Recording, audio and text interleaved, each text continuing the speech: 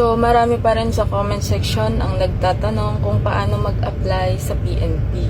So, marami pa sa inyo ang walang ideya kung paano talaga mag-apply sa PNP. Ang mga basic qualifications sa PNP ay, una ay ikaw ay Filipino citizen, pangalawa ay sa age naman, ikaw ay 21 years old up to 30 years old until sa date ng pag-oath taking. Pangatlo naman ay meron kang bachelor's degree. Kahit anong bachelor's degree, basta ikaw ay graduate dito. For example, ikaw ay isang teacher, most common na nag-a-apply sa PNP. Pang-apat naman ay meron kang eligibility. Kahit alin sa tatlo, ikaw ay pasado sa NAPOLCOM examination.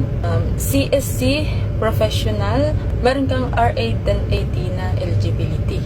So, kahit alin doon, basta meron kang eligibility sa nabanggit ko. So, sa height requirement naman, meron ka dapat at least 5'2" sa male at 5 flat naman sa female.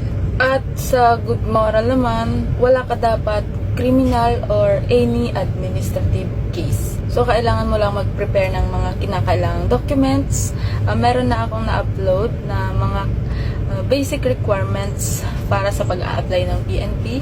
So, hanapin nyo na lang sa aking videos. Pwede kayong mag-visit sa aking profile and hanapin nyo lang yung PNP recruitment requirements. And then, i-follow nyo lang ang mga Facebook pages ng PNP kasi doon sila nagpo-post ng PNP recruitment process kung kailan ito gaganapin. So, good luck and see you next time.